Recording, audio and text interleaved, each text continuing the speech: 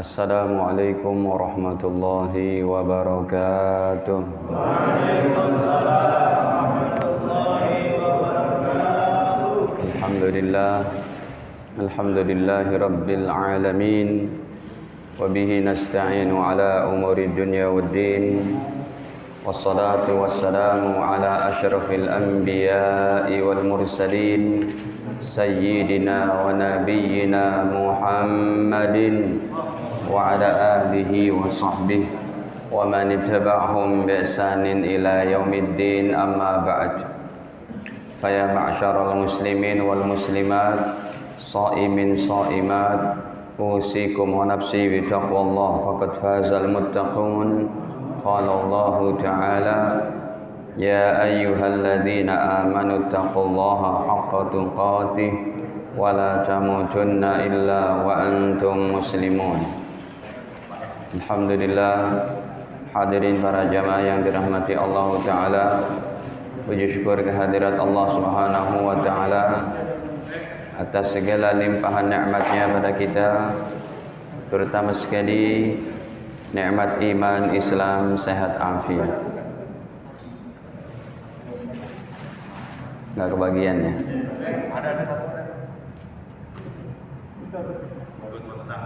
Ini terakhir dibagikan Pak kitabnya. Iya. Iya. Saya ada.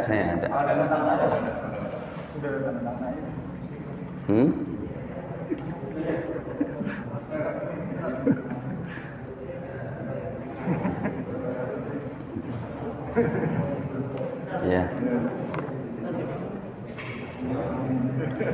Hadirin, alhamdulillah, puji syukur kehadirat Allah Subhanahu wa Ta'ala atas segala limpahan nikmatnya pada kita, terutama sekali nikmat iman, Islam, sehat, afiat.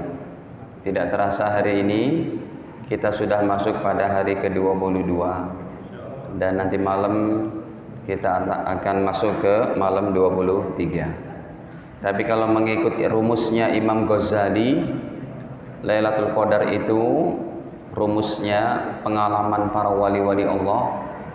Apabila tanggal 1 Ramadannya jatuh pada hari Rabu dan hari Ahad, maka Lailatul Qadar jatuh malam 29. Kalau 1 Ramadannya jatuh pada hari Senin, maka Lailatul Qadarnya malam 21. Kalau jatuh pada 1 Ramadannya hari Selasa dan Jumat, kata Imam Ghazali, Lailatul Qadarnya malam ke-27. Kalau 1 Ramadannya hari Kamis, maka Lailatul Qadarnya jatuh malam 25. Dan kalau 1 Ramadannya hari Sabtu, maka Lailatul Qadarnya jatuh malam ke-23. Tahun ini 1 Ramadan tanggal hari apa? Insya Allah malam 27. Maksudnya malam 27 lebih gigih, lebih serius, lebih banyak beribadah. Tetapi cara yang paling mudah untuk mendapatkan Lailatul Qadar, dari malam 21 sampai malam 30 tetap sholat taraweh, tetap sholat berjamaah, tetap sholat tahajud, tetap jalankan witir, tetap banyak sholawat, tetap berdoa, tetap bersedekah, insya Allah pasti akan mendapatkan Lailatul Qadar. Gitu. Baik, hadirin para jamaah yang dirahmati Allah, kita langsung saja melanjutkan pada 10 terakhir dari 40 hadis. Yang kita masuk sekarang adalah nomor ke-31. Para jamaah, setetes air mata dapat meredam murka Allah Ta'ala. Manusia tidak terlepas dari perbuatan yang namanya salah dan keliru.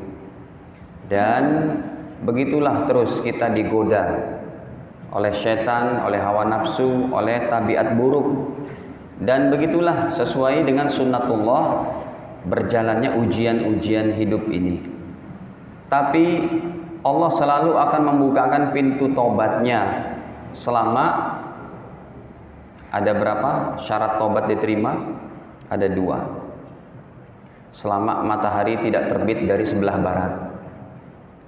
Kalau matahari sudah terbit dari sebelah barat, sudah tidak ada ampunan lagi. Pak Ustadz, matahari terbit dari barat kan masih lama nih, masih boleh dong enjoy. Yang kedua, syarat yang kedua, kalau nyawa sudah sampai tenggorokan. Nah, kalau nyawa sampai tenggorokan, siapa yang tahu? Nggak ada yang tahu kan? Oke lah, matahari terbit dari sebelah barat masih bisa diprediksi. Insya Allah masih lama nih, kiamat masih lama.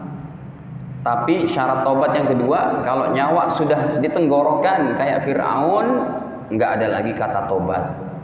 Fir'aun sebenarnya udah bertobat. Boleh dibuka nih ayatnya, surat Fussilat, surat ke-40 berapa? 1 ya, pada ayat ke-32.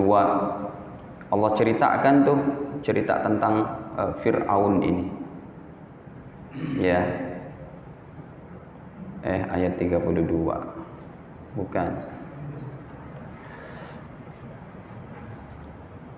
Suratnya sebentar. Yunus 90 sampai 92. Surat ke-10. Kok Fussilat sih? Ya, Yunus surat ke-10 ayat ke-90 92. Hatta idza adrakahul gharaq qalu amantu. Ini kata-kata Fir'aun ini bertobat. Ya, hatta idza adrakahul gharaq. Dan sehingga apabila ya Fir'aun sudah ditenggelamkan, qala dia bertobat, amantu, aku beriman ya Allah, annahu la ilaha illalladzi amanat bihi banu Israel. Aku beriman kepada Engkau ya Allah, Engkaulah Tuhannya Bani Israel. Fir'aun pernah ngucapin la ilaha illallah. Ya, annahu la ilaha illalladzi amanat bihi banu Israel. Bani Israel Nabi Musa, Tuhannya cuma la ilaha illallah. Wa ana minal muslimin, dan aku mengaku sebagian dari orang Islam. Ih, cerdik banget Fir'aunnya. Nyawa udah sampai sini. Padahal ini pertobatan paling hebat. Tapi kenapa nggak diterima oleh Allah? Karena nyawa sudah sampai tenggorokan. Lihat kalimat selanjutnya. Al-an. Fir'aun maksudnya. Fir'aun sekarang, al-an, sekarang ente bertobat gitu. Kalau terjemahan bebasnya, sekarang kamu bertobat. Waqad asaita qablu, sebelum ini kemana aja? Wa kunta minal mufsidin, dan kamu banyak sekali buat kerusakan-kerusakan. Tenggelamkan saja tuh oleh Allah Ta'ala dengan air Laut Merah. Glus. Fal yawma nunajjika bi badanika, pada hari itu kata Allah, kami selamatkan badanmu. Sampai sekarang jasadnya Fir'aun utuh. Berapa banyak orang-orang non-muslim, para arkeolog, para ahli yang dia meneliti akan ayat ini masuk Islam, Pak. Fir'aun jasadnya masih utuh di Mesir sana, di mumi. Supaya apa? Litakuna liman khalfaka ayah, supaya jadi pelajaran bagi orang yang akan datang setelah engkau sampai hari kiamat. Tetapi wa inna katsiran minan nas, tetapi sayangnya banyak manusia itu an ayatina laghafilun, melupakan, lalai. Nah hadirin, kita lihat nih hadisnya. Jadi hadirin, kalau ada orang mau bertobat, jangan dibilang nggak bisa bertobat. Pasti diterima tobatnya oleh Allah, siapapun dia. Mau tatonya sekujur tubuh begitu, tetap ada tobat. Nabi bersabda, ini ringan hadirin, setetes air mata yang terkeluar dari kelopak mata bertobat yang sungguh-sungguh bisa memadamkan api neraka jahanam. Padahal api neraka nggak bakal bisa dipadamkan dengan air hujan dari 7 lapis langit, dengan air laut dari 7 lapis bumi hadirin. 7 lapis bumi, ini di bawah bumi kita Pak, ada air, ada lautan, ada api lagi, ada air, ada lautan, begitu terus. Ya, makanya Kalau orang pakai jet pump atau pakai satelit itu yang dia mau ngebor itu sampai 100 meter mesti dapat air itu. Kenapa? Di bawah tanah ini kata Allah, kata Nabi ada air lagi, ada api lagi, ada sumber-sumber yang sampai dasar bumi yang ketujuh. Sumpamanya 7 lapis langit, 7 lapis bumi, seluruh airnya ditumpah ruahkan ke neraka jahanam. Habis, artinya air itu habis, neraka jahanam nggak bakal padam, tetapi setetes air mata. Baik, kita baca nih. Kata Nabi, laisa syai'un ahabbu ilallah, tidak ada sesuatu yang paling dicintai oleh Allah min qatrataini wa asarain, dari 2 tetes dan 2 bekas. Yang pertama tetes apa? Qatratun min dumu' fi khasyatillah, yaitu setetes air mata yang terkeluar karena takut kepada Allah. Jadi kalau ada orang bertobat, besarkan hatinya. Jangan kayak pendeta Nasrani, Pak. Wahai pendeta, saya sudah membunuh 99 orang, ada tobat enggak? Ente tobat apa? Dibunuh sama dia. Blok sekali. Jadi berapa? Genap 100. Gara-gara pendetanya salah apa? Salah fatwa. Ya. Akhirnya dia datang kepada seorang kiai, seorang alim yang soleh, yang beramal dengan ilmunya. Kiai, gimana Kiai? Saya sudah membunuh 100 orang. Ada tobat nggak bagi saya? Oh ada. Mana nggak ada tobat? Allah Maha penerima tobat. Allah membentangkan rahmatnya pagi hari untuk bertobat pendosa malam hari. Allah bentangkan rahmatnya malam hari untuk bertobat pendosa siang hari. Sampai matahari terbit dari barat, sampai nyawa, sampai kerongkongan. Yaitu yang pertama air mata. Ya hadirin, kita cukup menjadi pelajaran bagi kita. Kalau kita nggak pernah menitikkan air mata, ini menunjukkan hati yang keras. Hati-hati. Padahal seseorang tuh gampang banget untuk keluar air mata. Kalau motornya hilang, cepet banget itu. Ya, kalau sesuatunya dizolimi orang. Tapi kalau dosa yang dia buat sama Allah, ya ini harus dia berusaha untuk bertobat, untuk banyak keluar air mata. Hadirin, ini saya tampilkan hadisnya. Tambahan, Rasulullah itu keluar air matanya, maksudnya menangisnya hampir tiap malam.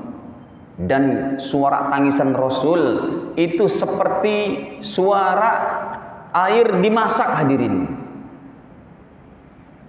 Ya, kata seorang sahabat, saya mendengar daripada tangisan Nabi SAW di apa itu, diisak tangisannya seperti aziz ka azizil mirjal minal buka, seperti suara golakan daripada air yang direbus, hadirin.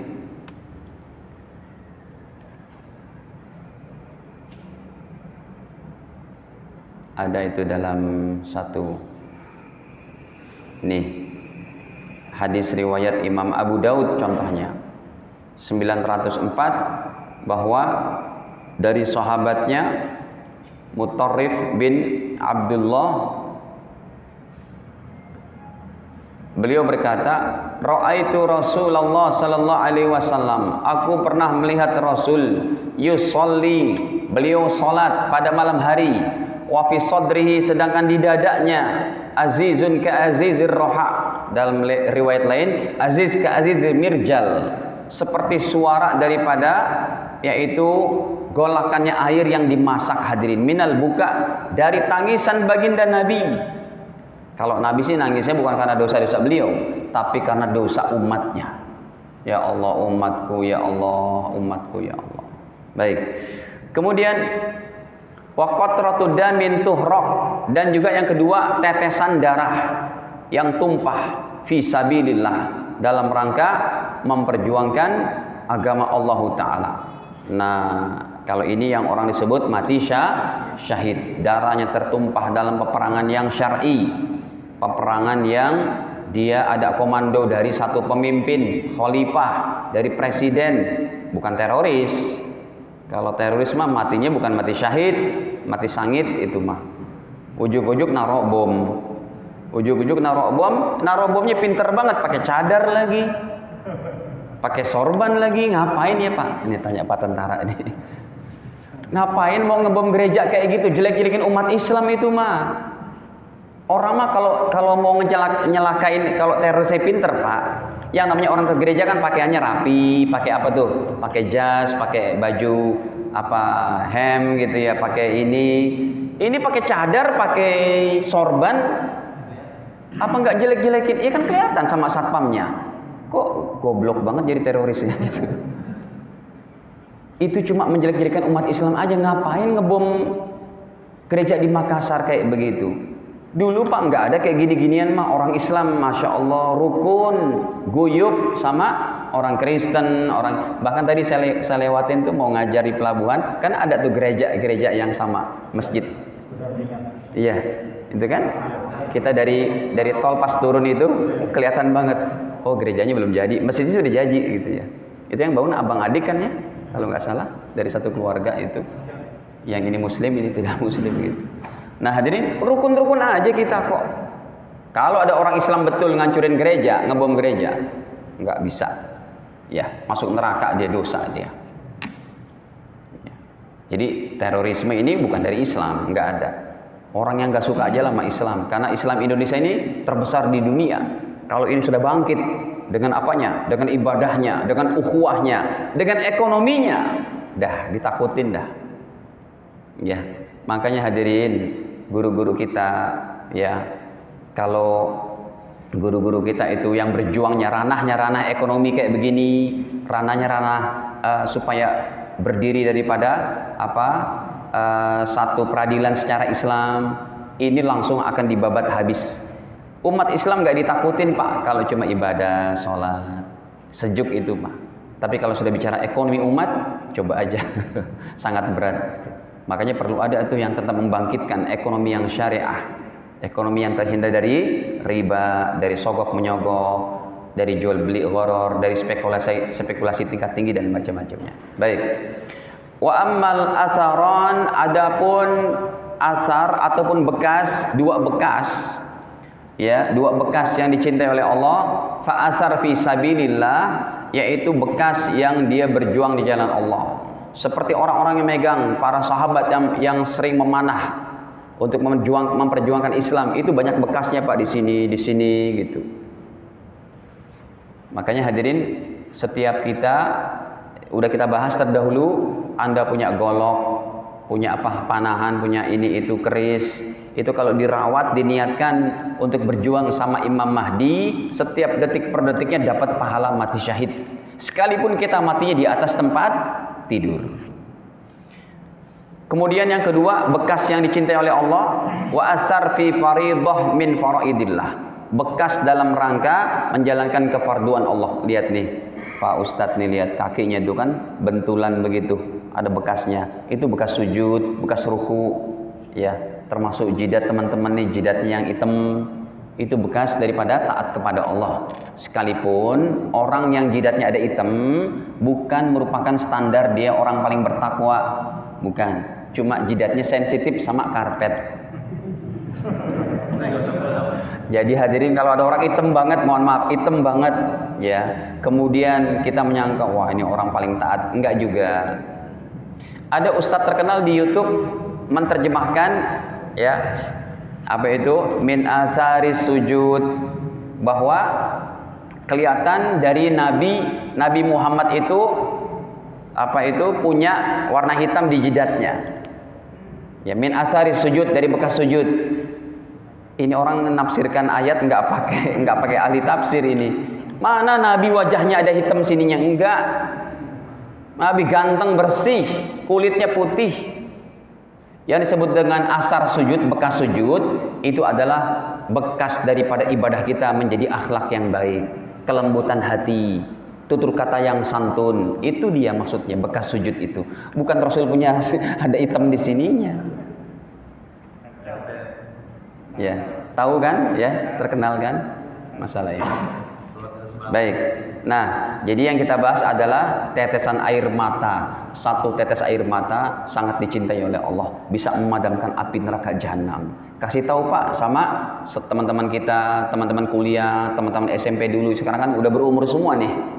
Ya, ternyata dia belum tobat, masih gini, belum sholat lagi, kasih tahu. Enggak ada jalan untuk kemaslahatan kebaikan kita dunia akhirat kecuali bertobat. Dan pintu tobat tetap terbuka. 32. Hafal 10 ayat. 10 ayat ataupun yang pertama ataupun yang terakhir surat Al-Kahfi. Coba kita baca. 10 ayat kita baca, Pak. Bismillahirrahmanirrahim. Bareng-bareng aja. Alhamdulillahilladzi anzala ala 'abdihil kitaba wa lam yaj'al lahu 'iwaja qayyiman liyundhira ba'san shadidan min ladunhu wa yubashshiral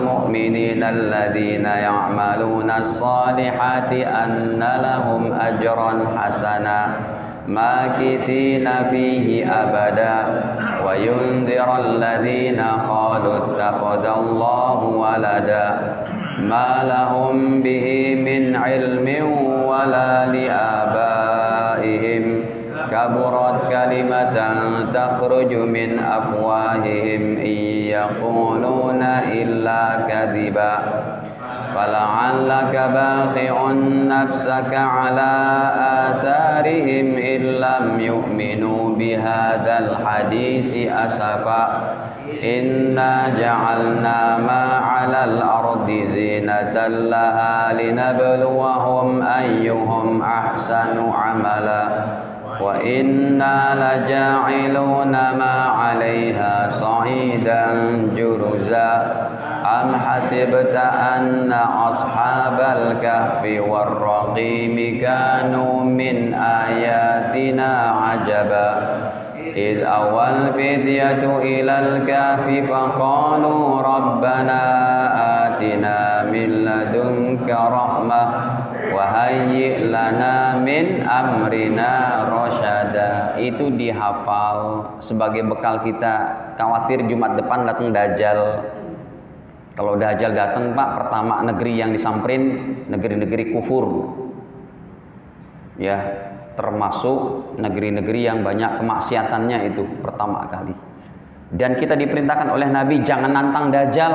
Kayak Ustadz Aib ini kan ibadahnya Masya Allah nih kan, sehari 5 juz. Udah jalan Ustadz?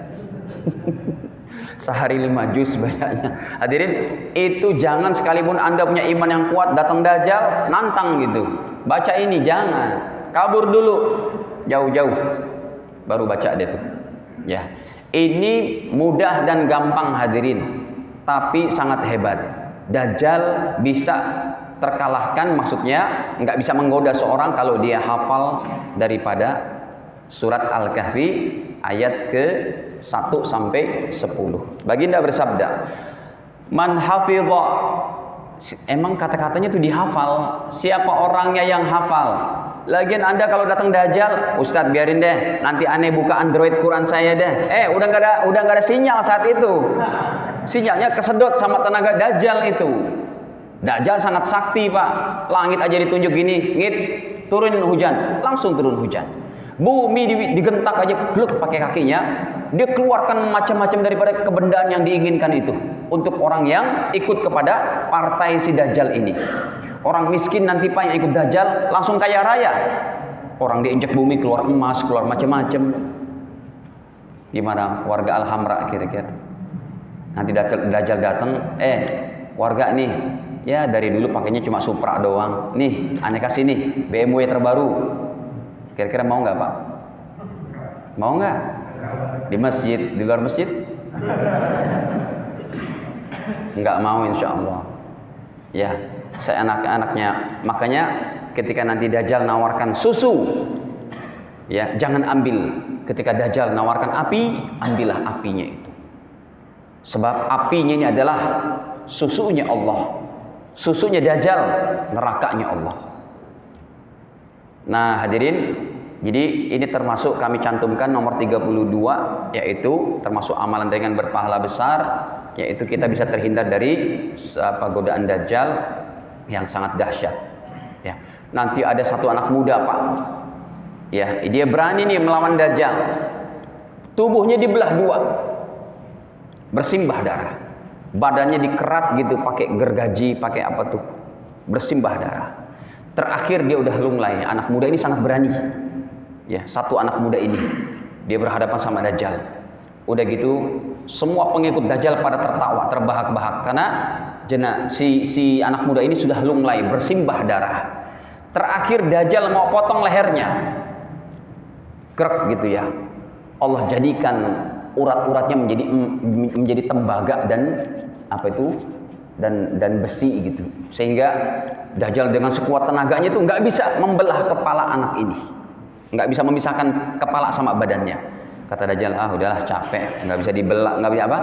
Tapi badannya udah hancur tuh semuanya. Dilempar sama Dajjal. Pengikut Dajjal bersorak-sorai. Mereka menyangka orang ini, anak muda yang soleh ini, ya sudah dilemparkan ke dalam api neraka. Tetapi kata Nabi, inilah orang yang derajat mati syahidnya paling tinggi, orang yang nanti anak muda melawan Dajjal ini, Pak. Tapi bukan kita. Ya, ini ada orang khusus. Antum jangan ngaku-ngaku sebagai anak muda ini. Ya, Mas Abe, jangan ngaku-ngaku aneh deh gitu ya. Baik, baca ini memang adalah merupakan satu dalil yang memang Al-Quran punya haisiat, keutamaan-keutamaan, keistimewaan. Contohnya baca ayat kursi, baca lillahi mafis, baca kulhu, itu ada semuanya. Baik, nomor 33, melebihkan basuhan wudu. Ini udah sih kita bahas ketika membahas masalah apa? Masalah doa berwudu ya. Sekarang sih tambahannya ini nomor 33, yaitu kata Nabi, inna ummati yud'auna yaumal qiyamah. Sesungguhnya umatku akan dipanggil, akan diseru pada hari kiamat, yaitu ghurran muhajjalin, dengan cahaya-cahaya putih di tubuhnya. Asalnya ini kata-kata ghurran muhajjalin, hadirin, seekor kuda berwarna hitam. Di sininya ada warna putih, di sininya putih, di telapak tangannya putih. Jadi kontras kayak begitu. Ya, makanya cahaya-cahaya putih itu akan didapati oleh umatku, kata Nabi, yang mereka ada air wudu dan sering terbasuh dengan air wudu. Makanya hadirin, ketika berwudu itu kita resapi hadis ini. Ya Allah, basuhan saya ini akan menjadi saksi di akhirat. Ya Allah, basuhan ini akan bercahaya di akhirat. Ya Allah, basuhan muka ini akan bercahaya. Makanya umat Islam nanti kan hitam legam di padang mahsyar itu, semua manusia dalam keadaan ketakutan. Bagaimana Nabi bisa mengetahui mereka? Dari cahayanya itu, cahaya berwudu. Ini kulit yang putih seapapun, cantik ganteng seapapun, kalau nggak pernah kena air wudu, di sananya nanti hitam legam, hadirin. Ya, kata Nabi, famanistata'a minkum, siapa di antara kalian yang mampu ayyutila ghurratahu, untuk melebih-lebihkan daripada bagian wudu yang wajib, falyaf'al, lebih-lebihkanlah, kerjakanlah. Muka kita basuh dari ujung apa? Ujung kepala sini nih, kena rambutnya dikit. Sambil batasan terakhir niat di situ. Saya niat berwudu. Kemudian tangan, jangan cuma sampai sikut saja, lebih-lebihkan. Makanya ada orang-orang soleh kita, Pak, kalau mau berwudu, dia buka gamisnya itu supaya leluasa apanya? Sampai di sininya itu. Ya, leluasa gitu ya. Kemudian apalagi kaki basuhnya sampai setengah betis. Semua itu akan mempunyai nilai yang lebih bercahaya di padang mahsyar nanti. Ya, ini sangat ringan. Kenapa? Setiap hari 5 waktu minimal, 5 kali sehari kita buat, dan buatlah seperti itu. Kita lebih-lebihkan. Ya, termasuk kepala yang sudah saya bicarakan dulu. Apa itu? Kepala kita ini, Pak, kalau berwudu jangan cuma begini saja, gitu aja. Ya, itu sah, tapi tidak sunnah yang afdol. Tapi usahakan kepala, basahkan tangannya, tutup kerannya, kita usap seperti itu. Dari depan ke belakang, diapakan lagi? Dibalikan lagi. Sebab nanti kalau Anda kebiasaan wudunya cuma gini saja, di akhirat itu akan cahayanya cuma nonjol dari sini aja tuh. Nabi akan tanya, Mas, Mbak, kalian dari mana? Kami dari Jalan Mundu, ya Rasul, gitu. Emang yang ngajarin wudu siapa? Ustadz kami. Wudunya cuma gini doang diajarin gitu. Semuanya hadirin, supaya kepala ini bercahaya semuanya. Jangan disalah paham. Wudu dengan begini sah tidak? Sah. Tapi afdolnya apa? Masa males sih Pak, cuma gini doang aja males. Untuk akhirat loh. Ya, masalahnya untuk akhirat. 34. Orang yang pertama hadir pada sholat Jumat. Orang yang pertama hadir seperti berkorban dengan onta. Makanya ini pahala ini dimudahkan. Coba hadirin, kita ingat-ingat lagi pelajaran nomor 10 pertama itu. Ini kan malam Lailatul Qadar nih kita akan cari tetap sampai malam 30 gitu ya. Kita istiqomahkan ibadah terus, tarawih terus, tahajud, bersodakoh. Ingat jangan lupa sodakohnya. Karena kalau kita nggak sodakohnya siang hari nggak dapat Lailatul Qadar itu. Ya, sodakohnya kapan? Dari habis maghrib sampai sholat subuh. Yang tadi saya bilang, pokoknya istiqomahin aja dari malam 21 sampai malam 30. Berjamaah sholatnya, qobliyah ba'diyah dijalankan, taraweh, tahajud, sholat witir, berdoa, baca sholawat, baca Quran, termasuk sodakoh. Sodakohnya jangan dilupain, yaitu apa? Antara maghrib sama subuh. Kalau sodakohnya hari sekarang nih, masukin kayak 20.000, 50.000, belum dapat itu, gitu. Karena Lailatul Qadar cuma dari hatta matla'il fajar. Nah hadirin, pahala Lailatul Qadar itu nanti kalau udah habis malam 30, masih ingat nggak Pak? Bahwa kita disediakan pahala Lailatul Qadar sepanjang tahun. Ini kan ngerti cuma dari ngaji Pak. Udah ngaji juga nggak ngerti Ustadz. Hadirin ada ingat? Halo? Nah Pak Ustadz dilawan. Sholat ba'di Isya 4 rakaat. Ada tuh nomor berapa di situ? Nomor 4 apa nomor 3 itu? Sholat ba'di Isya 4 rakaat, baik 2 rakaat salam ataupun 1 salam langsung, itu sama nilainya dengan sholat 4 rakaat di malam Lailatul Qadar. Ingat, pahala Lailatul Qadar tetap ada sepanjang tahun. Saya tulis di sini nih nomornya, nomor 4 atau nomor 3 gitu ya. Apa? Kenapa? Iya, 4 rakaat sholat sunnah ba'di Isya. 10 pertama itu ada sudah. Baik. Kalau yang ini, orang yang pertama hadir sholat Jumat. Nabi bersabda, siapa yang mandi pada hari Jumat, kemudian betul-betul mandinya, ya seperti mandi janabah, seperti mandi junub, kemudian dia berangkat awal-awal, dan orang pertama yang datang, kata Nabi, qarraba badanah, seperti pahala berkurban dengan onta. Kurban berarti bukan cuma ada pada 10 Dzulhijjah, 11, 12, 13, tapi sepanjang tahun, setiap pekan. Jadi kalau Jumatan itu ada pahala kurban setiap pekan.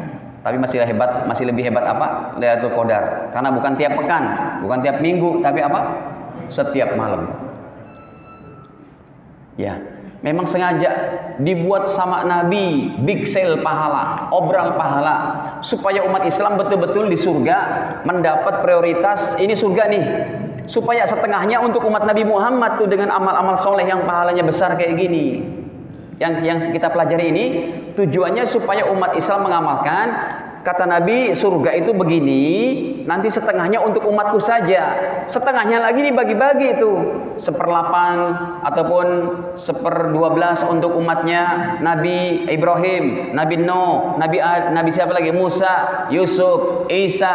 Kan kesian mereka, setengahnya itu untuk rame-rame. Kita setengahnya untuk umat Islam saja, untuk umat Islam Nabi Muhammad. Gitu. Bahkan dalam riwayat 2/3 begini, 2/3-nya itu 3/4-nya untuk umat Nabi Muhammad, 1/4-nya untuk umat Nabi Musa, Nabi ini, Masya Allah.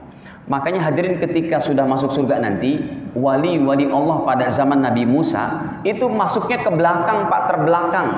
Masih lebih dulu preman pasar Ciplak nanti masuk Islam, masuk surganya Pak. Karena kondisi masuk surga sudah ditentukan oleh Nabi. Nabi Muhammad dulu, aku dulu, kata Nabi Muhammad. Baru para Nabi. Setelah itu baru umatku. Baru umat yang Nabi-Nabi terdahulu. Jadi premannya, pasar ciplaknya umat Nabi Muhammad masuk surganya lebih dulu daripada wali-wali Allah zamannya Nabi Musa. Ya, baik.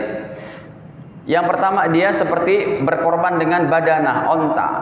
Siapa yang datang orang kedua, maka seperti berkorban dengan baqarah, sapi. yang datang pada jam ketiga atau orang ketiga seperti dia mengorbankan 1 ekor kambing. Yang keempat seperti berkorban dengan 1 ekor ayam. Tapi kan nggak boleh berkorban dengan ayam, pahalanya maksudnya sodakoh dengan ayam. Dan siapa yang berangkat pada menjadi orang kelima di waktu kelima, seakan-akan dia berkorban dengan sebuah telur, ya. Sehingga imam khotib sudah datang, ya, hadratil malaikah, para malaikat pun duduk dalam masjid itu juga ngikut, yastami'una dzikra, yang mana malaikat juga mendengarkan khutbah. Begitu. Ini yang kita bahas sangat mudah, bisa kita ambilkan. Tapi ada pahala yang lebih hebat lagi dari ini. Mungkin ada nanti nomor-nomor terakhirnya. Kalau nggak ada, nanti kita tampilkan. Baik, ke-35, membaca sholawat 1 kali, Allah berikan kita ampunan 10 kali. Ayo coba kita salawat kepada Nabi. Allahumma salli ala sayyidina Muhammadin wa ala alihi wa sahbihi ajmain, ataupun wa ala ali sayyidina Muhammadin. Itu baca sekali, Allah ganti dengan, Allah kasih kita ampunan 10 kali. Ya Allah, hadirin, banyak tuh amalan daripada ulama-ulama kita, para habaib. Siapa yang punya problem begini begitu, bacalah sholawat sebanyak-banyaknya dan berdoa setelahnya, maka Allah akan mudahkan. Kita lihat, Nabi bersabda, idza sami'tumul muadzin, kalau kita mendengar panggilan azan, maka jawablah mislama yaqul, seperti apa yang diucapkan oleh muadzin. Allahu akbar, Allahu akbar. Kita jawab Allahu akbar, akbar. Summa sallu alayya, kemudian bacalah salawat kepada aku. Jadi sebelum baca doa azan, Allahumma rabb hadhihi da'wati tammah was salatil qa'imah ati sayyidina Muhammadin wasilal fadilah wasyarafah wa ba'su, sampai akhir itu baca salawat dulu. Allahumma shalli ala sayyidina Muhammad wa ala ataupun Allahumma shalli ala Muhammad wa ala ali Muhammad. Fa innahu man shalla alayya salatan, karena siapa yang baca salawat sekali kepadaku, kata Rasul sallallahu alaihi biha asyra, Allah balas 10 kali. Maksudnya 10 kali apa? Ampunan. Berarti salawat lebih hebat dari istighfar. Kita beristighfar, Pak, astagfirullah, diampunin 1. Tapi kalau salawat, Allahumma sholli ala 10. Jadi sholawat itu kalau orang bersolawat kepada Nabi, istighfar masuk, zikir kepada Allah masuk, dan berdoa untuk Nabi Muhammad masuk. Include semuanya itu. Kan lagi sholawat baca, kita sebut nama Allah juga. Lagi sholawat pahalanya ampunan dosa juga. Lagi sholawat kita doakan Nabi Muhammad juga. Karena emang Nabi Muhammad senang nih didoakan. Pak Ustadz, kenapa sih kok Nabi Muhammad orang suci, nggak punya dosa, masih minta didoain? Tujuannya itu, kalau kita makin banyak mendoakan Nabi Muhammad, makin banyak keberkahannya balik untuk kita. Begitu. Makanya dimuat itu. Dan Nabi memang senang didoain sama umatnya. Ada hadirin orang-orang soleh, dia setiap tahun umroh. Habis umroh pertama, dia berangkat lagi umroh kedua, pergi ke Tanim. Ternyata ngapain? Dia berumroh untuk Nabi Muhammad SAW. Setiap umroh. Kebetulan orang ini kaya, ya, dia umroh. Setelah umroh selesai, besok istirahat, berangkat lagi ke Tanim. Pakai ihram, niatnya apa? Labbaik Allahumma umratan an Muhammadin SAW. Ya Allah, saya niat menghadiahkan umroh untuk Nabi Muhammad SAW. Sampai haji pun, dia udah haji berkali-kali. 1 kali dia berhaji, mau menghadiahkan untuk Nabi Muhammad. Betul-betul malamnya didatangin oleh Nabi, mimpi ketemu Rasul. Ya, jadi hadirin, kalau nanti Anda umroh, setelah umroh wajib yang pertama, umroh kedua hadiahkan bapak ibu, ya, umroh ketiga hadiahkan kepada ayah, kepada ibu, umroh keempat hadiahkan kepada Nabi Muhammad SAW. Baik. Summa sallallahu liyal wasilah, dan mintakanlah wasilah untuk aku, karena dia merupakan satu tempat di dalam surga yang enggak pantas diberikan kecuali untuk seorang hamba dari hamba-hamba Allah. Dan saya berharap itu orangnya adalah aku. Emang betul sih. Yang akan mendapat wasilah siapa namanya? Nabi Muhammad. Ya, faman sa'ala liyal wasilah, dan siapa yang memintakan untuk aku wasilah, tempat terpuji di surga, halat lahu syafa'ah, pasti dia akan mendapat syafaatku. Nah, hadirin, ini kan bentar lagi selesai nih. Kata Ustadz Darmi katanya mau diteruskan. Boleh juga, masih banyak lagi judul macam-macam syafaat di akhirat. Seperti ini juga tipisnya gitu ya. Jadi hadirin, syafaat itu jumlahnya sangat banyak, bukan cuma satu saja, sampai hampir 14 macam. Terutama syafaat ini yang kita harapkan nih. Siapa yang dia mendoakan aku, makanya jangan lupa setiap adzan berdoa untuk Nabi akan wasilah, supaya Nabi mendapatkan wasilah tempat di surga. Maka Nabi janjikan, mesti kalian aku berikan syafaat. Dah. Kemudian hadirin, nomor 36, memperbanyak istighfar. Ya, tadi memang kita bicarakan banyak sholawat, masing-masing punya keutamaan juga. Ya, kata Nabi, man lazimal istighfar, siapa yang memperbanyak istighfar, minimal sih targetnya sehari berapa? 100. Kalau mau diambil kiasan analogi dalilnya, Nabi Muhammad beristighfar 100. Nih hadisnya coba kita tampilkan. Dalam Sahih Muslim. Kalau dalam Sahih Bukhari, Nabi beristighfar 70. Ya, dalam Sahih Muslimnya 100.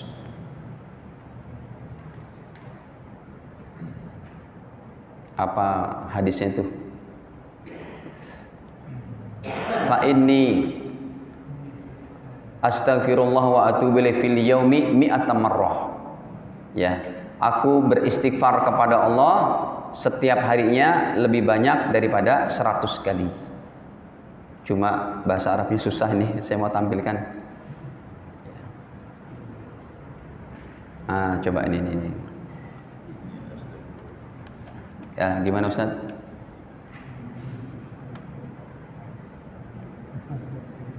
Ini ketemu 7.334. Nabi bersabda, ya ayuhan nas, wahai umat Islam, tubu ilallah, bertaubatlah kalian kepada Allah. Fa inni atubu fil yaum, sesungguhnya aku bertaubat kepada Allah seharinya mi'ata marratin, 100 kali. Nabi bertobat Pak, beristighfar astagfirullah 100 kali, padahal enggak punya dosa. Tujuannya apa? Tujuannya adalah waktu-waktu yang Nabi tidak ingat kepada Allah dilebur dengan istighfarnya beliau. Jadi waktu 1 detik yang para nabi hatinya kosong dari mengingat Allah, itu dileburnya dengan istighfar. Namanya lugon. Ya, dalam hati para nabi ada yang disebut dengan lugon. Lugon itu lupa kepada Allah sesaat aja. Kalau kita bukan sesaat ya Pak, sebanyak-banyaknya kalau kita lupanya. Jadi nabi itu tampaknya berjalan, hatinya tetap Allah, Allah, Allah. Sampai Nabi tidur, hatinya tetap la ilaha illallah. Kita bisa nggak Pak gitu? Coba aja. Hadirin, Anda bertasbih, berzikir sebelum tidur nih, subhanallah, subhanallah. Kira-kira kalau udah terlelap, hati ikut terlelap nggak? Kalau para nabi tidak begitu. Matanya terlelap, hatinya tetap Allah, Allah. Nah, dalam terjaganya itu, ketika satu waktu Nabi Muhammad dan para nabi itu hatinya tidak ingat kepada Allah, maka istighfarnya untuk ini dia. Baik.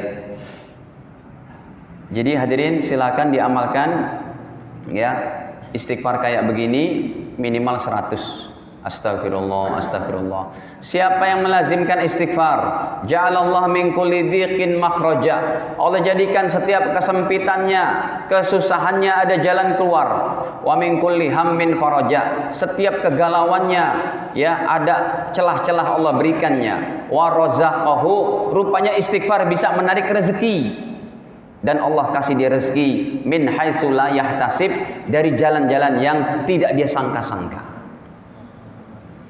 Ya. Dan termasuk ketika Imam Hasan Basri ditanya, ada wanita suami istri udah menikah sekian belum dapat anak, wahai tuan guru Imam Hasan Basri, kami harus bagaimana? Banyakin istighfar.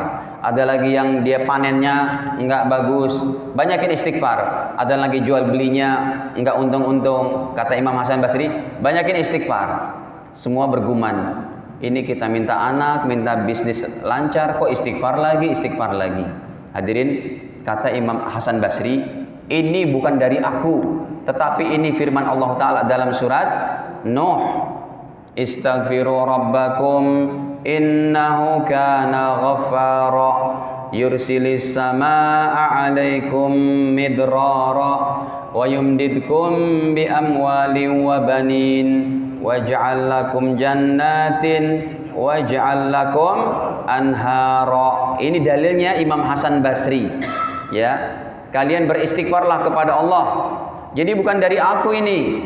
Ayat ke-10, 11 ya. Ayat ke-10-nya, jadi bukan dari aku, ini Allah yang berfirman. Allah katakan, istaghfiru, beristighfarlah kalian rabbakum kepada Allah Tuhan kalian. Innahu kana ghaffara, sungguh Allah Maha Pengampun. Kalau kalian beristighfar, lihat, yursilis sama alaikum midrara, pertanyaan kalian akan menjadi baik, air hujannya baik. Wa yumdidkum bi amwal, bisnis kalian jual belinya jadi baik.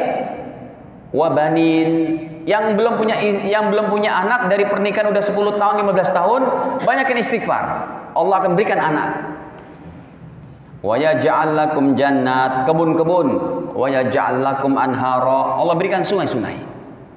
Jadi itu jawaban Imam Hasan Basri, beristighfarlah. Manfaat istighfar bukan cuma pengampunan dosa, tapi justru melancarkan rezeki seseorang. Baik.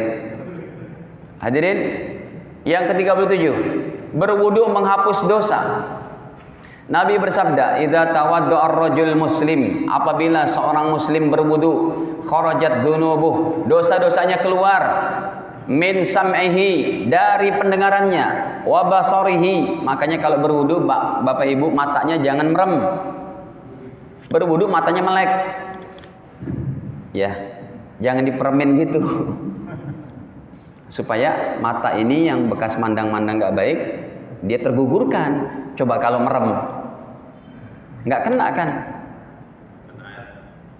Iya, nggak kena air wudu. Baik, wayadaihi, dan juga dari tangannya, warijlaihi, dan apa, kakinya. Fa'in qa'ada maghfura, maka kalau dia duduk sudah berwudu, duduk dalam keadaan maghfuran lahu, diampuni dosanya. Nah hadirin, ini termasuk ulama yang bisa melihat dosa-dosa keluar dari tangan orang yang berwudu, dari kumur-kumur airnya jernih, pas keluarnya hitam. Itu yang bisa melihat. Allah kasih karomah sama ulama kita, namanya Imam Hanafi. Jadi Imam Hanafi itu kelahiran 80 Hijriah, meninggal 150. Setiap beliau berwudu kayak tadi tuh, ada orang di samping yang berwudu, beliau melihat, ini kok airnya jadi hitam, buat dosa apa ini orang gitu. Tapi nggak dibilangin, Imam Hanafinya diam aja. Ya Allah, jadi kalau saya setiap berwudu dekat orang, ya Allah, saya selalu melihat aib orang, ya Allah, tolong angkat karomah ini dari saya, ya Allah. Kalau Ustadz Aib gimana? Minta datangnya karomah. Kalau kita apa, ya Allah kasih karomah, ya Allah, bisa jalan di air, bisa apa, macam-macam. Imam Hanafi justru minta dicabut karomahnya. Jangan sampai, ya Allah, saya melihat apa? Jangan sampai saya melihat dosa-dosa orang. Jadi Imam Hanafi bisa melihat itu. Ada orang basuh muka yang turun airnya hitam, dosa-dosanya itu. Tapi beliau minta dihapus, dicabut. Yang ke-38, membaca subhanallah wa bihamdihi subhanallahil azim. Ini sih terkenal ini. Nabi sabdakan, ada dua ucapan yang sangat dicintai oleh Ar-Rahman, khafifatan 'alal lisan, ringan diucapinnya, saqilatan fil mizan, tapi timbangan pahalanya sangat berat. Subhanallah wa bihamdihi subhanallahil azim. Sekali lagi, ini dibaca, dikiaskan dengan hadis beristighfar berapa? 100. Bacalah 100 setiap hari. Ya. 39. Mempersiapkan diri untuk sholat Jumat. Ini nih, dari sekian pahala yang terhebat hadirin, termasuk ini yang terhebat. Tolong diamalkan hari Jumat ini. Caranya gimana? Kata Nabi, siapa yang pada hari Jumat mandi dan betul-betul mandi, summa wabbakaro wabtakaro, dan dia berangkat berawal-awal dari rumahnya, wa masya, dan berjalan kaki, walam yarkab, enggak naik mobil. Ya, tinggal ya jalan kaki. Asal jangan ustadznya dari Bekasi mau khutbah jalan kaki, mati konyol itu. Gempornya bukan main. Ini maksudnya yang sampiran sini deh, yang sampiran sini. Usahakan amalkan ini, jangan naik sepeda, jangan naik motor, jangan naik mobil, jalan kaki. Pahalanya betul-betul gede ini Pak. Nomor 39 diingat-ingat. Apa kata Nabi? Maka ketika itu dia sudah duduk paling dekat nih, paling dekat sama imam. Oke lah, seberapanya didapat di sana pun nggak apa-apa. Asal walam yalghu, dan dia tidak berbuat sia-sia dalam khutbahnya. Khotib sedang berkhutbah, jangan sia-sia, betul-betul dengerin. Makanya khotib itu khutbah nggak usah sampai 40 menit, cukup 25 menit, 20, 15 menit cukup. Singkat-singkat aja. Kalau mau panjang kayak begini Pak, majelis taklim, khutbah jangan terlalu ini, supaya jamaah dia tidak apa. Sebab kalau lagi serius begini juga, namanya ruangan air condition, pules juga tuh Pak. Tuh, lihat pules tuh. Ya, enggak. Hadirin, khawatirnya begitu. Kalau khotibnya terlalu lama kan, mana perut lapar belum makan gitu ya. Apalagi yang nyender-nyender ini, maaf kayak belakang-belakang kan enak banget itu. Emang 5 menit pertama serius tuh. 5 menit kedua gitu. Nggak apa-apa. Malaikat turun. Nah hadirin, kata Nabi, lihat, kana bikulli khutwatin, dihitungnya 1 langkah Pak. Setiap 1 langkah pahalanya amalu sanatin, berpahala 1 tahun, yaitu puasa 1 tahun dan tahajud 1 tahun. Ini kalau kita nggak ngaji nggak tahu. Pak, yang rumahnya di sini 50 meter, 50 langkah siapa Pak? Coba 50 langkah. Bapak, 50 langkah berangkat. Berarti Anda setiap Jumatan dapat pahala 50 tahun puasa sunnah, 50 tahun tahajud. Ini bukan ustadz yang ngomong, siapa yang bicara? Rasul sallallahu alaihi wasallam. lagian pula ngurangin parkiran ya. Apa? Ngurangin parkiran.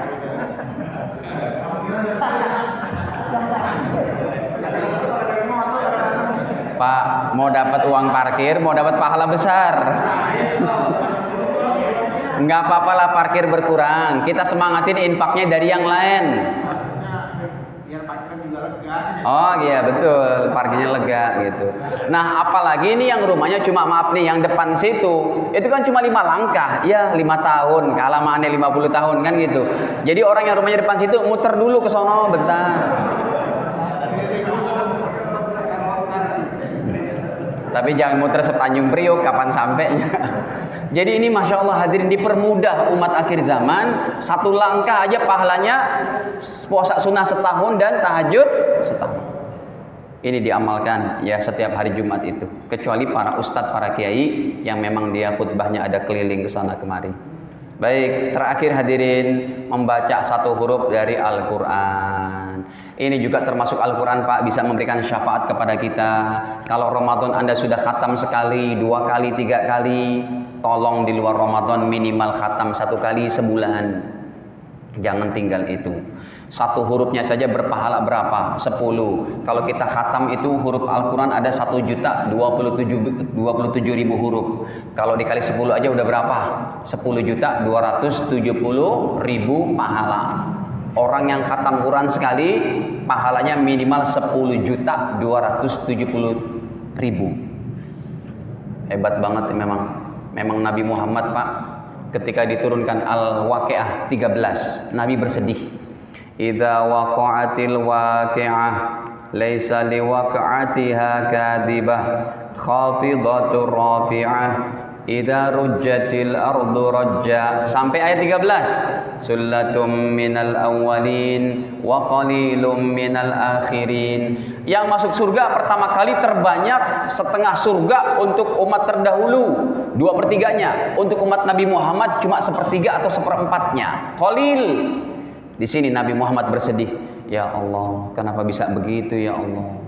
Emang betul wahai Rasul. Coba aja pikir, Nabi Nuh ibadahnya 1000 tahun, Nabi Muhammad cuma berapa? 63, kalah. Ustadz Darmi tiba-tiba ada di sini Ustadz. Antum sakti banget ya.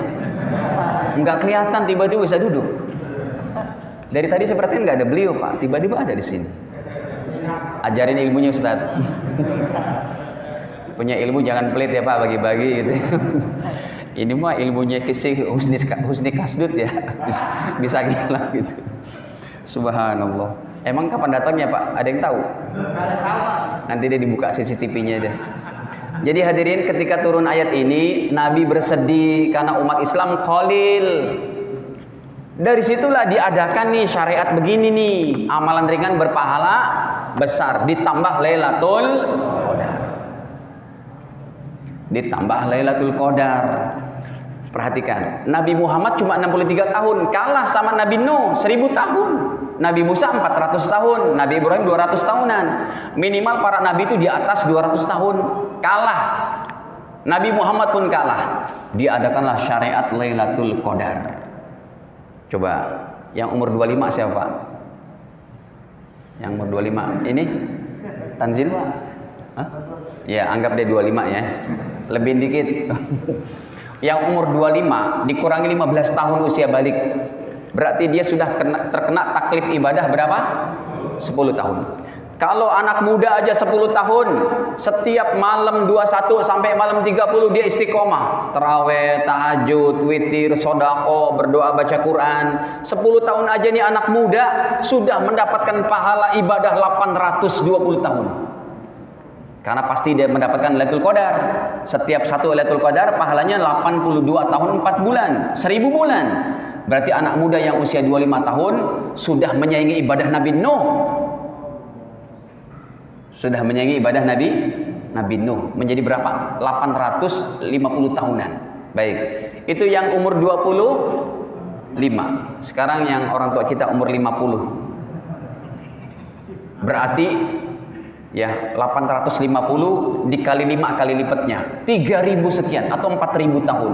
Kalah sudah Nabi Nuh dengan umatnya. Dari situlah surga yang tadi saya katakan, surga segini, setengahnya untuk umat Nabi Muhammad, setengahnya dibagi-bagi dengan pahala amalan besar kayak begini, dan juga terutama Lailatul Qadar.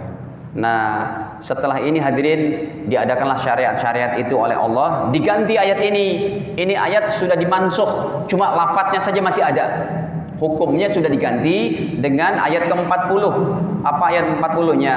Sullatum minal awwalin wa sullatum minal akhirin. Dan juga yang terbanyak umat akhir zaman ini, umat terakhir kita ini.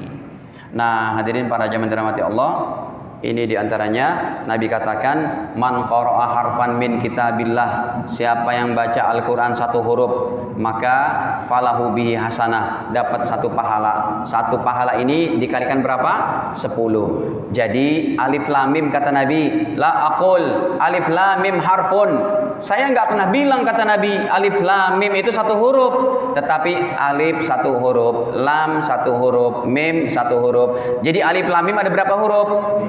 Dapat berapa pahala?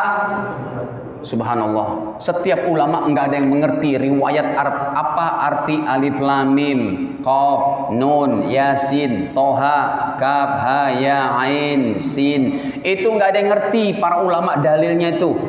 Enggak ada langsung riwayat dari Nabi. Dengar Pak, dari sini para ulama berkata, kita yang enggak ngerti bahasa Arab, asal tajwidnya betul, makhraj hurufnya betul, maka tetap dikasih pahala satu hurufnya 10 pahala. Kalau hadis enggak dapat. Kalau baca hadis harus ngerti artinya. Tapi kalau Al-Quran enggak ngerti saja, asal tajwidnya betul, pahalanya minimal 10 pahala satu huruf. Makanya nih, yang nggak ngerti bahasa Arab tetap aja baca Quran. Untuk bahasa Arabnya kita ngaji lagi dari para guru, kita ngaji lagi dari para kiai, dari para ustadz untuk memahami isi kandungan Al-Quran itu. Begitu. Nah, hadirin para jamaah dirahmati Allah, ini akhir daripada kitab kita ini ya, dalam waktu sebulan 4 kali pertemuan, alhamdulillah sudah kita khatamkan. Nanti sebelum saya ijazahkan, kita adakan tanya jawab dulu. Masih banyak waktu. Kebetulan saya nggak kemana-mana, ya insya Allah saya berbuka di sini. Dan emang sudah kita khususkan Selasa keempat, saya nggak ngelayap kemana gitu, ngelayap. Maksudnya jadwalnya di sini aja sampai maghrib nanti. Assalamualaikum warahmatullahi wabarakatuh. Waalaikumsalam. Terima kasih Pak Ustaz. Ini sangat bermanfaat untuk kita semua. Memberikan motivasi untuk meraih kehidupannya. Amin. Kemudian harapan saya mungkin sudah paham. Mudah-mudahan juga Pak Ustaz pikirkan ini kan yang saya katakan hadis yang cerita masalah amunan Allah, hadis keadilan, orang-orang dari Allah Subhanahu Wa Taala, surga dan sebagainya. Ya. Yang mohon Ustaz juga nanti tulis yang untuk masalah yang agak kebalikan kali ini, masalah dosa, masalah Sudah ada, ya. tapi sangat tebal segini. Nah, ya, alhamdulillah, berbeda. Sudah ada. Mungkin nanti dosanya mungkin temanya itu saya pecah-pecah. Dosa-dosa berkaitan dengan mencari nafkah. Dosa-dosa seputar rumah tangga. Sebab jumlahnya itu sampai 70, segini tebelnya. Ya, nanti kalau segini tuh berapa untuk mencetaknya itu?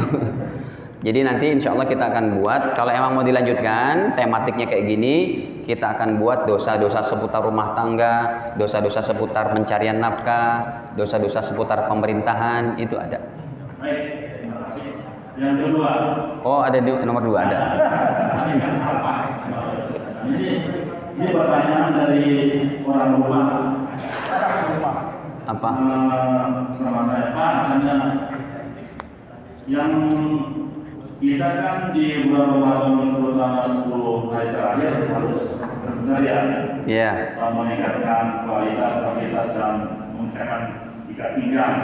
Iya, betul. Politika, oke lah itu memang ya dengan apa namanya bersifat Allah Subhanahu Wa Taala, memeningkan kalau kali apa dan sebagainya. Apalagi di amal ini alhamdulillah kan sudah tiap malam itu dan ada masalah sampai kita benar-benar merasa apa ya, merasa seperti waktu sholat aja kayak dengan Allah. Alhamdulillah. Nah, maksud saya, apakah pahala yang berpada itu hanya untuk orang-orang yang bersikap diri sendiri saja? Oh. Oke, satu. Bagaimana dengan ibu-ibu yang di rumah yang masak sahur untuk kita, yang punya anak kecil?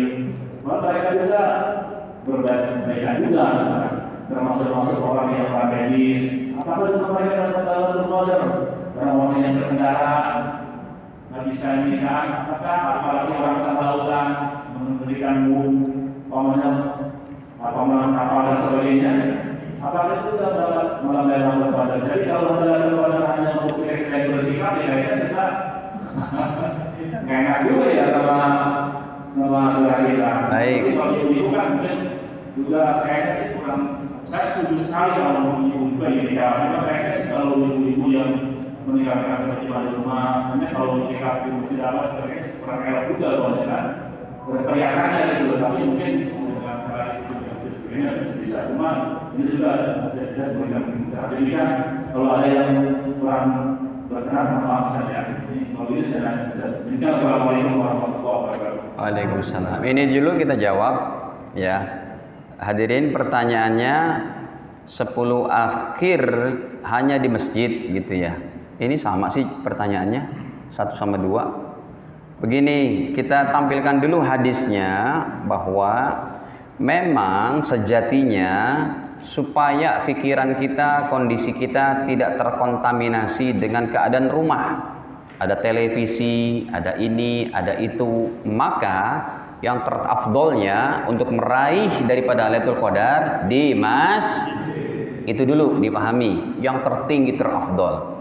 Lagian untuk mencari untuk beriktikaf yang terafdol kayaknya sekarang susah untuk diamalkan karena nilai iktikaf terbaik itu masuk ke masjid malam 21 enggak keluar-keluar, salam takbir gitu. Itu dulu kita bicarakan itunya apa, nilai tertinggi daripada iktikafnya.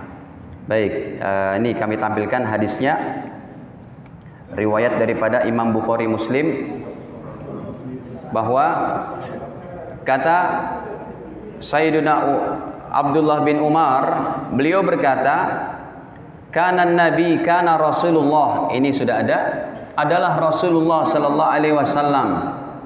Ya'takiful asyral awakhir.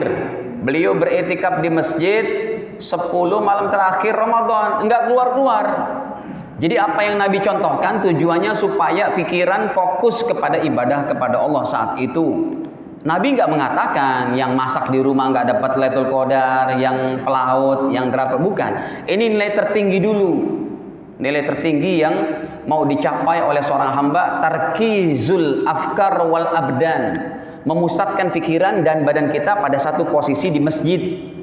Ini Rasul lakukan selama 8 tahun.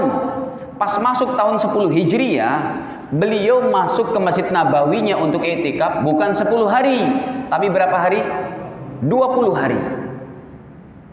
Ada hadisnya di bawahnya. Ya. Nih. Hadirin, ketika beliau pada tahun meninggal dunia, masih dari sahabat Abu Hurairah, Nabi setiap tahun itu beriktikaf 10 malam. Tetapi falamma kanal amul ladzi qubida fih, pada tahun beliau meninggal dunia tahun 11, tahun 10-nya itu i'takafa isyrina yauman. Nabi beriktikaf 20 hari.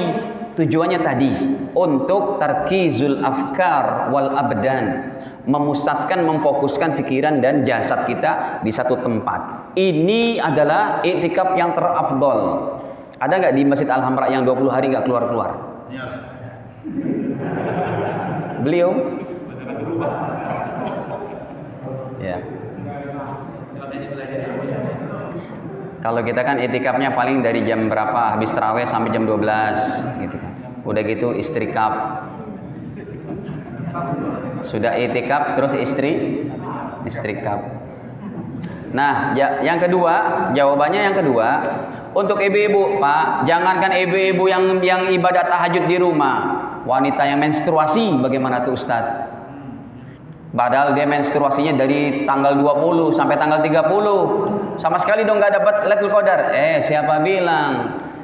Ya, jadi ini jangankan yang driver yang lautan, orang kalau dia ngerti agama, dia semangat beragama, sambil dia jadi nakoda, sambil dia nyetir, malam-malam dia harus berangkat juga ke Jawa Timur nih, karena harus bawa barang, ada pesanan, cari nafkah, tetap berlanjut, tetap dia bisa berhenti dulu di rest area jam 3 subuh, sholat dulu tahajud malam-malam ganjilnya itu, atau malam 10 akhir, tetap dia usahakan untuk mencari 2 rakaat di malam Lailatul Qadar. Sambil berjalannya pun bisa dia baca subhanallah walhamdulillah wala ilah, tetap dapat itu, dinilai 82 tahun zikirnya itu.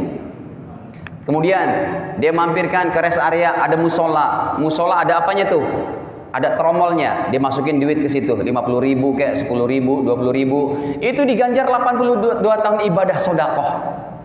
Jadi emang perlu ngaji ilmu, jangan sampai dipahami orang yang cuma dapat pahala Lailatul Qadar di masjid, tidak. Di masjid tujuannya yang paling utama untuk memfokuskan pikiran dan ibadah kita hanya kepada Allah. Kalau bisa begitu, jalankan. Kalau nggak bisa, Allah tidak akan menyia-nyiakan pahala orang beriman. Innallaha la yudhi'u ajral mu'minin. Allah tidak akan menyia-nyiakan pahala orang beriman. Nah, untuk jangankan apa, sekarang kita ini kan, untuk wanita menstruasi, wanita haid. Wanita haid, Pak Ustadz, gimana cara mendapatkan Lailatul Qadarnya? Pertama, dia bisa dengan cara istighfar. Istighfar kan bisa. Yang kedua, dia baca zikir tahlil, la ilaha illallah. Yang ketiga, dia bersedekah. Sedekah pun banyak nih, kepada anak-anaknya dibangunin, diinikan, ya, ataupun nanti suruh anaknya kalau sholat subuh di masjid, nih kasih gitu ya. Kemudian dia bisa apa? Cegah kemungkaran. Kalau seorang wanita yang lagi menstruasi, anaknya udah dibangunin sahur, jam 4 belum bangun juga. Nak, bangun nak. Itu ngebanguninnya itu seorang ibu bertepatan dengan Lailatul Qadar, pahalanya 82 tahunan. Kemudian cegah kemungkaran, perintah kebaikan. Masih ada lagi, masih banyak, yaitu doa, banyak doa. Kan doa nggak masalah kalau yang lagi menstruasi. Ya, dia udah nyiapin makan sahur untuk anak dan suaminya. Kemudian dia duduk sejenak, dia berdoa. Allahumma ya Allah ampuni dosa saya. Enggak usah berwudu, sudah. Enggak usah berwudu, orang lagi menstruasi, dia doa. Kebetulan tiap malamnya itu sampai malam ke-30 dia berdoa seperti itu. Dia jalankan yang ini. Tetap dapat itu wanita menstruasi juga. Jangankan cuma sekedar driver, pelaut atau ibu-ibu yang masak. Yang ini pun tetap dapat asal ngerti ilmunya dan mau ngaji. Dah, cukup. Ada lagi Pak? Yang belakang-belakang. Halo. Assalamualaikum. Waalaikumsalam. Yang nanya dari kemarin-kemarin ustadz-ustadz semua ya. Saya perhatikan. Iya. Mewakili ya. Manusia ada kerjaan surat al-Fatih itu kan dihafal ya. Adapun pengamalan itu ada waktu tertentu cukup dihafal dibaca. Ya tentunya jawabannya begini, 10 ayat ini kan kalau jarang dibaca nanti lupa lagi. Ya udah dibaca aja tiap hari. Kan nggak tahu gitu Pak, kita Dajjal itu datangnya kapan. Jangan ujuk-ujuk nanti nggak pernah dibaca, apaan tuh ya? Udah gemeter duluan ngadepin Dajjal. Tadinya alhamdulillahilladzi anzala ala abdil kitab, jadi alhamdulillahirabbil alamin. Jadi salah juga itu. Yang kedua, ini tadi ada video tentang zakat fitrah ya, yang sebagai orang mungkin kaget karena belum mengerti kias. Jadi Ustaz itu menjelaskan bahwa dalam video itu zakat fitrah itu menurut selain Hanafi itu kan katanya nggak boleh pakai uang, itu yang Hanafi saja. Dan hanya berpun itu dia harusnya itu harus sesuai dengan nas aslinya bahwa majunya adalah harga kurma. Harga kurma itu kan mahal ya, yang bagus. Katakan yang paling kurang 50.000. Kalau disudah bilang 40 berarti kan 200.000 kata si usaha itu. Berarti kalau mau pakai uang kita ini zakat fitrah harus 200.000. Sehingga orang bertanya, begitu Ustaz? Itu nas apa adanya dari ini. Jadi sempat dia kaget juga. Sementara selama ini dia bilang, saya zakat fitrah ya sesuai dengan harga tadi itu. Katakan mungkin berapa 40.000 atau 45 yang ini. Nah, jadi kaitan dengan video itu bilang, itu gimana tuh sampai orang selama ini merasa kasar zakat fitrahnya karena harus 200.000 dia bilang itu. Wah, penjelasannya dengan video. Video yang mana nih? Oh belum ya, Jadi ya ada dia kita.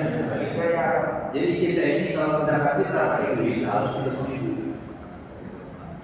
Hadirin, kalau saya sih enggak memfatwakan, tidak memfatwakan bolehnya zakat fitrah pakai duit sama sekali. Kita enggak pakai mazhab Imam Hanafi. Imam Hanafi itu mazhabnya kayak apa, kaidahnya seperti apa, cuma ikut-ikutan doang.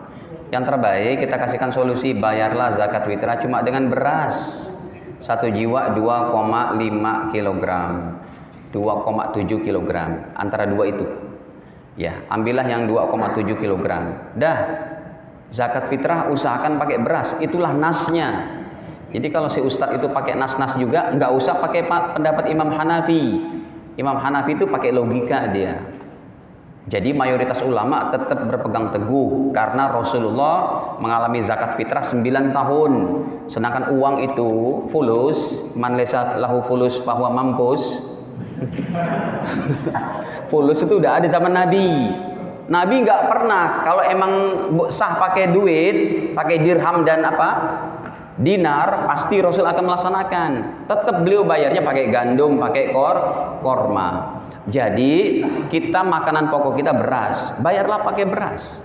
Makanya solusinya itu zakat fitrah itu pengurus masjid kerja samalah sama toko beras. Kalau warga datang bawa duit, langsung tuh ya diakad jual belikan. Berapa nih Bapak? 5 juta. Oke, ketentuannya berapa untuk 1 kilogramnya? Katakanlah kita kasih 15.000. Dia 5 juta kali 15.000. Katakanlah ada 65.000. Udah, ambilin berasnya dari toko beras yang kita udah kerja sama dia. Kemudian diijab kabulkan di situ, selesai. Jadi betul-betul aman cara kayak begitu. Kalau warga tetap pakai duit, datangnya bawa duit, kita belikan beras langsung yang ada di lokasi itu. Nah, karena ini ada hukum jual beli, jangan dia berjual belinya di masjid. Kayak di emperan situ kan tempat buka itu bukan masjid. Nah, itu bisa dikumpulkan di situ. Kerjasamalah dengan toko beras. Di situ juga pengurus bisa ngambil untung 5.000 1 kilonya. Dari untungnya itulah bisa dipakai untuk uang operasional, beli plastik, beli ini, beli itu. Saya sih nggak pernah membolehkan zakat fitrah pakai duit. Nah, itu yang gampangnya begitu. Para pengurus menyediakan beras kerjasama dengan toko beras. Hadirin, ya. Sekarang saya kasih tahu cara zakat fitrah yang paling afdol. Ini yang setiap tahun kami lakukan nih. Zakat fitrah itu, Pak, untuk kesucian diri kita dari ujung rambut sampai ujung kaki 1 tahun. Cuma 1 sok. 1 sok itu 2,5 kg atau 2,7 kg. 2,7 kg bayangin 1 tahun. Oke, kita hitung dengan beras yang standar aja, sekilonya 10.000. Kita ambil yang gampang hitungannya, 2,5 kg. Berarti berapa? Duitnya berapa? 25. Untuk kebaikan diri kita cuma 25.000 setahun. Denger Pak, 25.000 beli pangsit mie ayam GM nggak dapet. Betul nggak?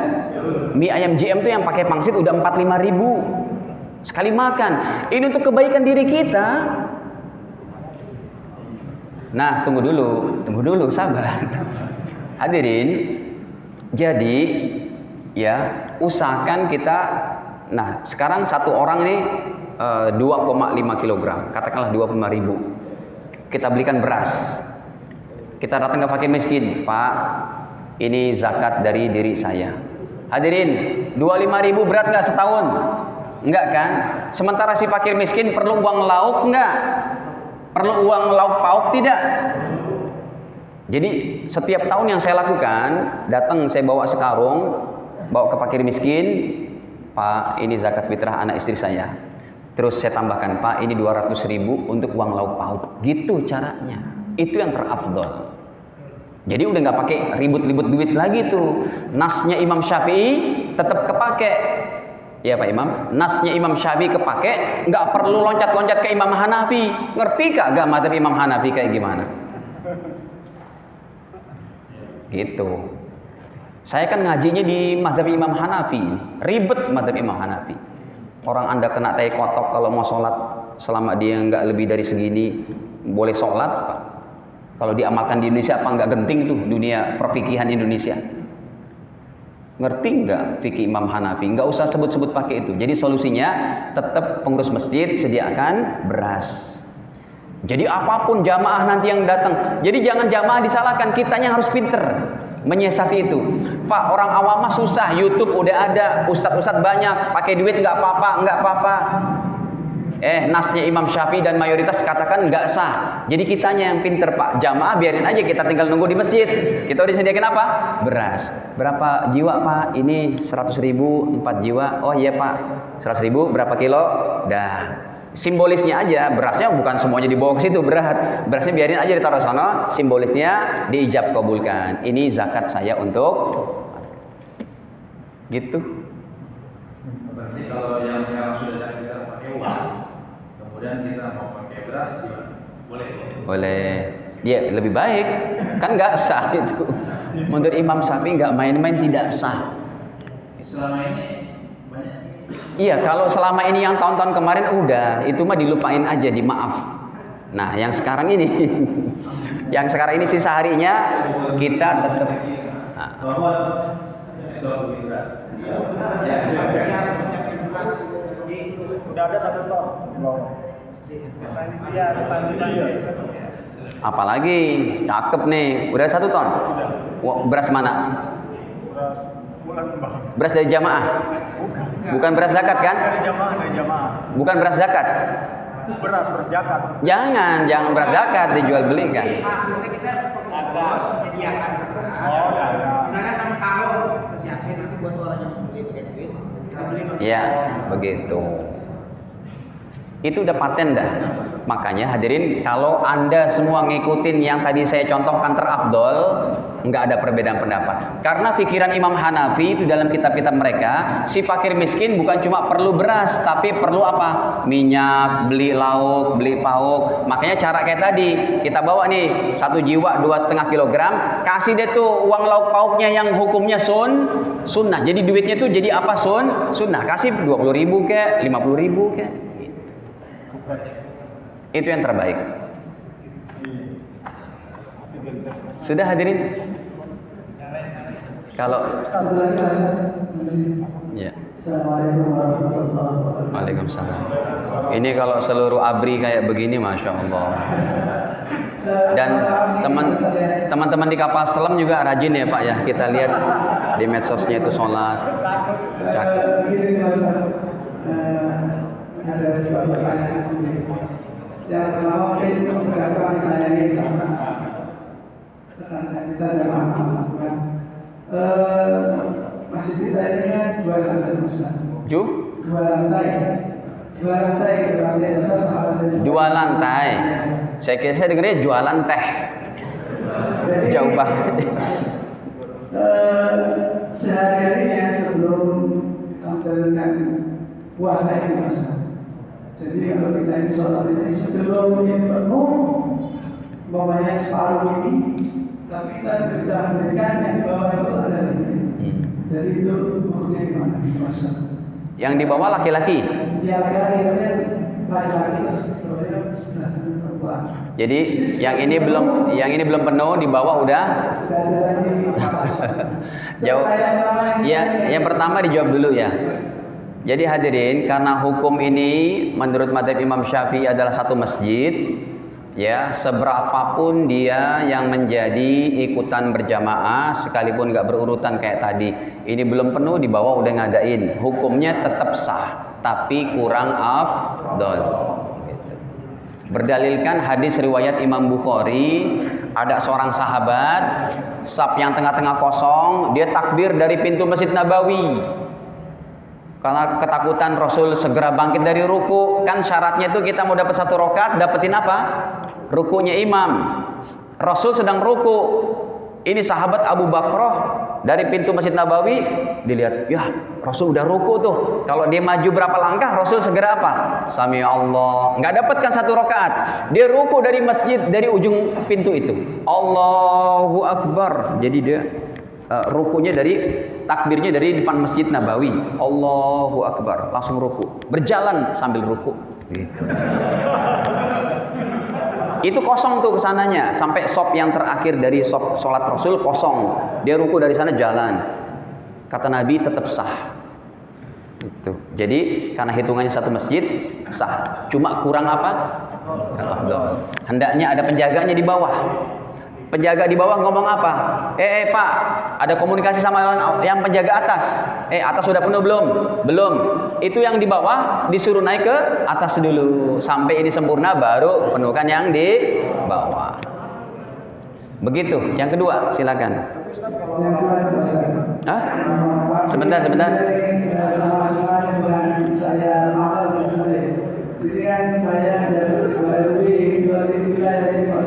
Apa? Bapak Ketua RW? Masya Allah. Nah ini kan udah kelamaan suaranya saya nggak begitu jelas Pak. Agak jauh, coba agak jauh. Ya ini saya jabat di sini tuh sekitar 4 periode setengah, jadi udah 14 tahun. Di sini? Ya. Nah ini semenjak ada masjid ini nih, alhamdulillah ya kan. Terima kasih teman-teman tadi. Kita ya dulu waktu sama ayah ini waktu memperhatikan nggak sengaja nih kalau kita mau di masjid ini. Jadi sama ayah di sini kita sedang berbicara di rumah. Alhamdulillah ini nggak disangka itu ini punya Cina itu tata lain ini. Cina pokoknya udah nggak hilang. Ya alhamdulillah sekali ini sama di sana alhamdulillah dikasih. Nah ini pertanyaan saya itu begini, selama masih terjadi dan kita sudah 3 Ramadan di masjid. Namanya produk mereka pasti ada di sekitar lingkungan wilayah Masjid Al-Hamdani kan banyak yang muslim juga. Jadi setiap Ramadan itu saya setiap ya dari mulai Ramadan yang tahun lalu tahun ketiga itu sampai bulan ketiga setiap malam itu saya dari sini jam 2:30 dari masjid ini sekalian dari sini dan mulai malam sampai sini. Saya kan boro-boro itu menggunakan masyarakat untuk bersahur. Gitu. Tapi ada yang namanya kita di peralatan itu ada yang bilang ini malam suaranya ini berisik. Iya. Itu kira-kira dari Pak Ustaz karena ya itu kerjaan 3 tahun ini alhamdulillah ya. Tapi kalau saya sama ayah sama ayah katanya nggak apa-apa lanjutkan aja gitu. Tapi gimana kira-kira menurut Baik. kita menghadapi masyarakat? Saya tanya dulu, emangnya mulai corong masjid bersuara itu jam berapa sampai adzan subuh? Di hari itu kan di bulan ini ya maksudnya. Hari ini di puasa ini kan di bulan corong itu, jadi saya menunjukkan corong itu jam 2:30. Jadi sama Ahmad sini, saya minta sama Ahmad sini. Bulan ini saya jam 3 itu orang-orang ya sahur. Hadirin, kalau sekedar ya Pak RW sekedar buka mic, loudspeaker, kemudian Assalamualaikum sahur 5 menit, itu wajar, nggak masalah. Tapi kalau 2:30 disambungkan dengan murotalnya Qori siapa tuh? Ceramah gitu ya, pakai speaker, ya salah itu. Orang mau istirahat, ada non muslim, kita harus menghormati itu. Tapi kalau 5 menit sebelum adzan subuh kita buka lagi, ya assalatu wassalamu alaik gitu ya, apa baca tarhim gitu.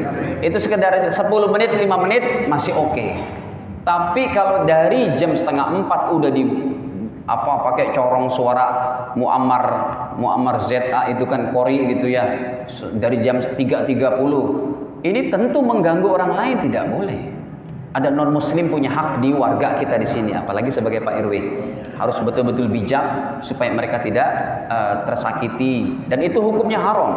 Kalau tidur mereka terganggu gara-gara kita pasang ini yang tidak wajar dari 3:30, kan masih 1 jam tuh menuju adzan subuh. Nah, itu kita sarankan untuk tidak berbuat seperti itu lagi. Tapi kalau mau di setel sekitar 5 menit, 10 menit sebelum adzan masih oke, yang wajar-wajar saja. Begitu. Ya.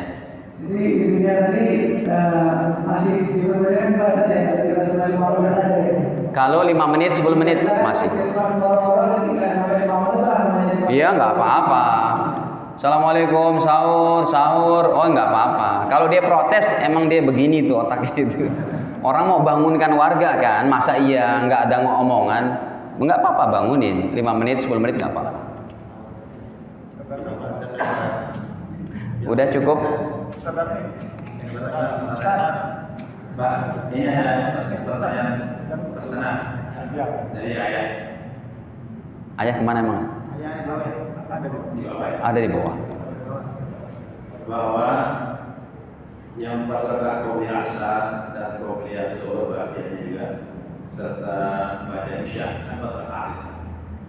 Pertanyaannya, apakah masing-masing 4 rakaat itu bisa dikerjakan sekaligus 4 rakaat satu salam, atau bisa masing-masing 2 rakaat 2 kali salam?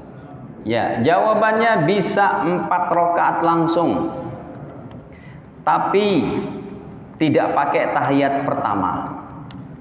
Jadi dari sujud rakaat kedua langsung bangkit nggak pakai tahiyat rakaat kedua, tidak pakai tahiyat awal. Gitu. Jadi tahiyatnya cuma 1 terakhir aja tuh pada rakaat keempat, salam deh selesai. Tapi afdolnya 2 rakaat. 2 rakaat salam, 2 rakaat salam. Ini yang terafdol. Kemudian pertanyaan kita Ya, jadi berdasarkan hadis Nabi bersabda, salatul lail masna. sholat malam 2 rakaat. Kalau siang hari Ustadz, qobliyah duhur 4 rakaat, qobliyah asar. Ada tambahan dalam hadis yang lain. Sholatul laili wan nahar. Sholat sunnah malam hari dan siang hari masna 2 rakaat. Tapi 4 rakaat boleh? Boleh. Cuma tidak pakai tahiyat awal. Cukup hadirin. Kalau sudah, kita sejenak doa. Masih ada, silakan.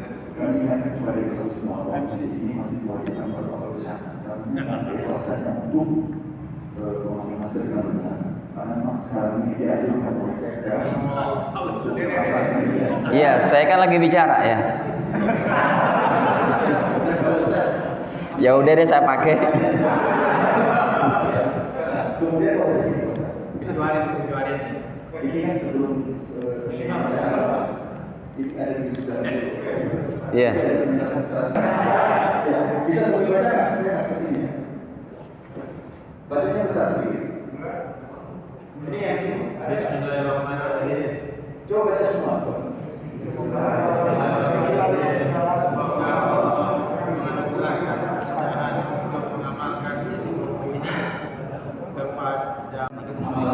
Boleh pilih itu.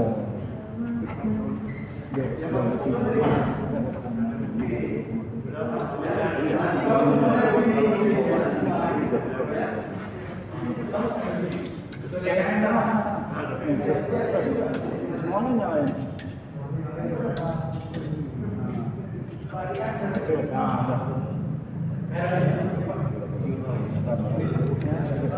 Buka masker.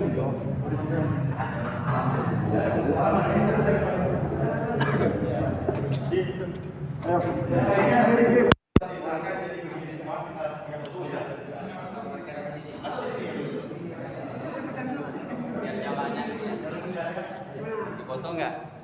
Jadi foto. Bukunya ada Pak. Ini pada tiga ini. Semoga bisa luaskan kepada jamaah ya. Dan Bapak.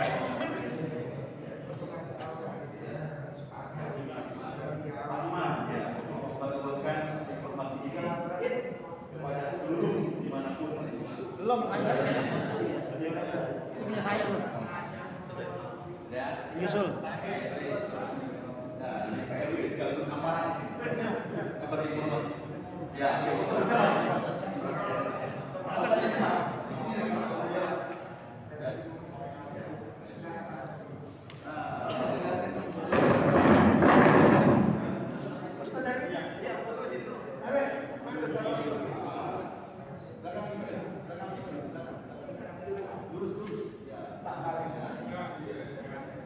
Siap. 1, 2. Oke, semua yang ada di sini bisa di depan untuk pegang semua. Ya. Ya, jaga jarak tetap ya. Nah, jaga jarak tetap.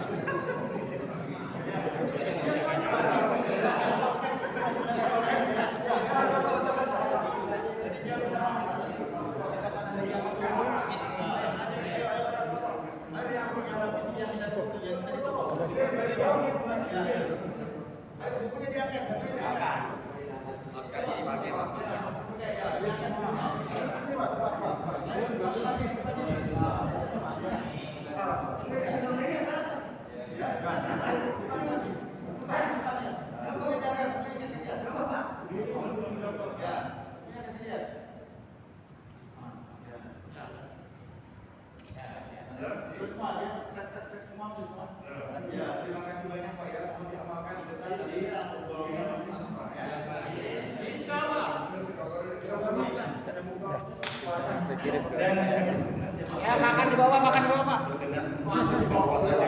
Dan ini belum ditutup.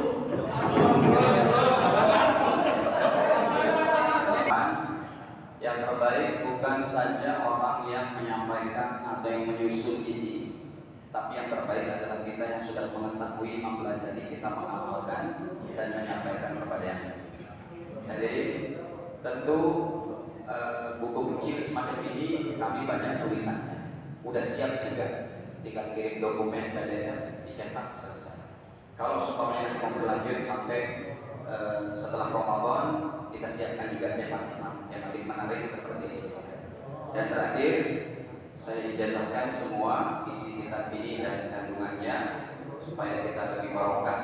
Karena hadis yang kami pelajari insya Allah semuanya bersambung kepada guru-guru dengan sanad-sanadnya sampai kepada baginda Nabi Muhammad SAW. Semoga Allah berikan kebaikan kepada kita semuanya. Amin.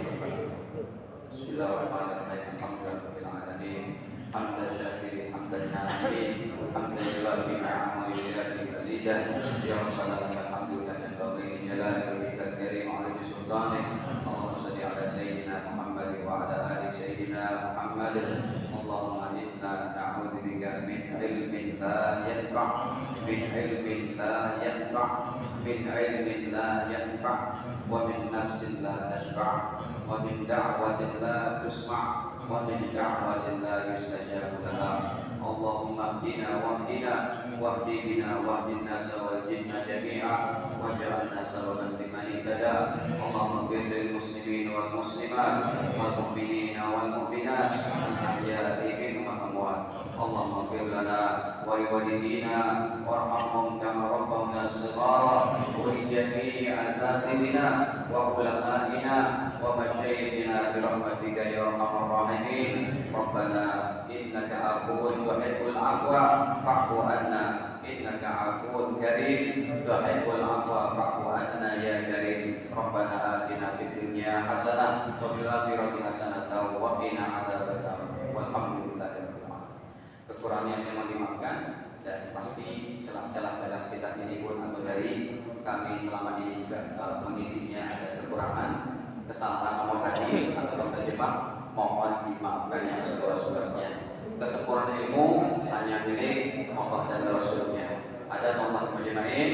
Saya akhiri kalam saya. Wassalamualaikum warahmatullahi wabarakatuh. Terima kasih kepada Ustaz yang telah menyampaikan Berkahnya semuanya.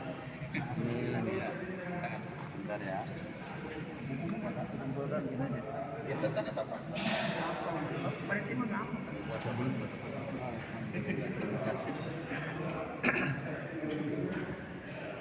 Bapak mau tantangan?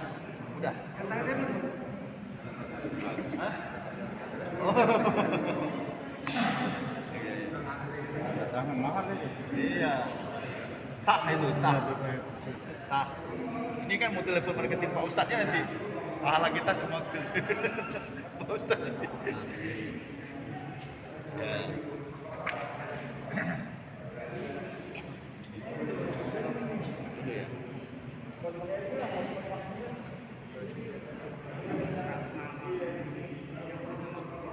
Robotin aja, Pak.